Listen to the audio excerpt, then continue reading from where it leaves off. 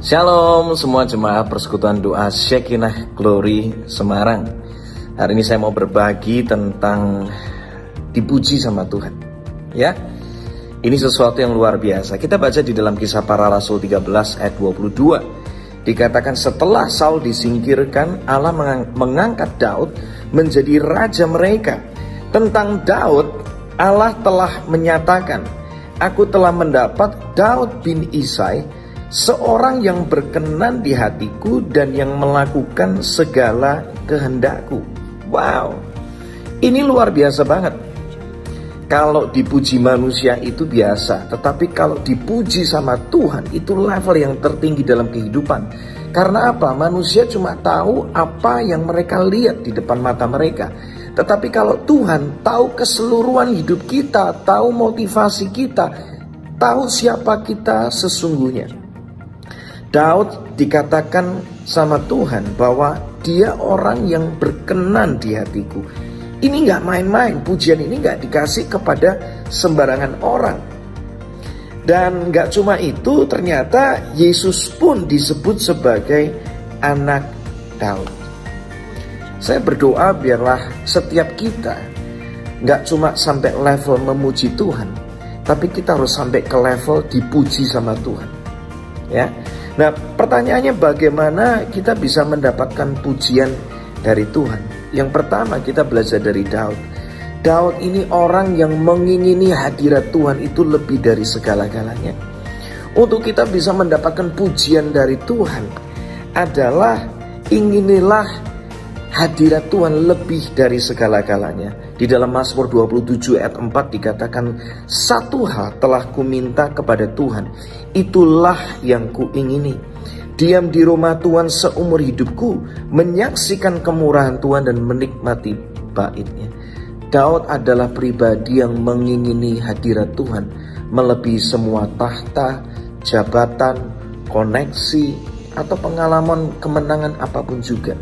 Dia orang yang selalu merindukan kehadiran Tuhan, penyertaan Tuhan, hati Tuhan di dalam hidupnya. Ada di Mazmur 5 dikatakan, pagi-pagi benar Daud itu sudah membawa persembahan kepada Tuhan. Gak kaget ya, orang seperti ini adalah orang yang dipuji sama Tuhan. Ini penting banget dalam kehidupan. Jangan sampai kita kelihatannya hebat di mata manusia, tetapi ditolak sama Tuhan. Hari ini tangkap firman ini, jadilah pribadi yang sampai ke level dipuji sama Tuhan. Karena apa? Yang pertama, engkau mengingini hadirat Tuhan lebih dari segalanya. Yang kedua, kenapa Daud ini dipuji sama Tuhan sampai didapati bahwa Daud ini berkenan di hati Tuhan? Karena Daud itu mau dikoreksi dan dibentuk sama Tuhan. Suatu kali ketika Daud bersalah, dia seorang raja, udah pasti namanya raja kedudukannya tinggi, gak sembarangan orang bisa ngomong sama dia. Tetapi yang luar biasa, dia suatu kali karena bersalah berzina dengan Batsheba, dia ditegur melalui Nabi Nathan dan dia berkata, sucikanlah aku, maka aku akan bersih. Cucilah aku, maka aku akan lebih putih dari kapas.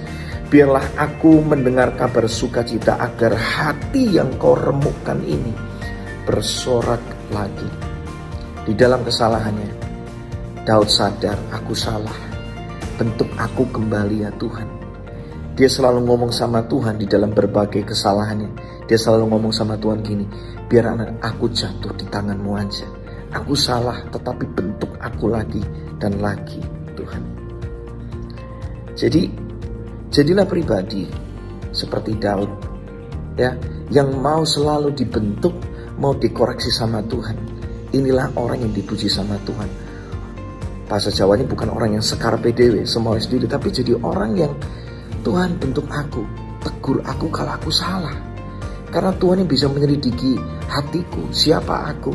Kalau ada sesuatu yang gak berkenan, Tuhan berbicaralah sama aku. Inilah orang-orang yang dipuji oleh Tuhan. Yang ketiga, yang terakhir, Daud kenapa sampai dipuji Tuhan? Karena Daud mengerjakan kehendak Tuhan selama hidupnya. Tiap kali Daud itu mau berperang, padahal dia tuh punya pengalaman, dia punya strategi, dia punya tentara yang luar biasa, tetapi dia selalu bertanya kepada Tuhan. Ya, kita mengatakan di dalam Kisah Para Rasul 13 ayat 36, Daud melakukan kehendak Allah seumur hidupnya. Dia selalu tanya, yang Tuhan mau apa di hidupku?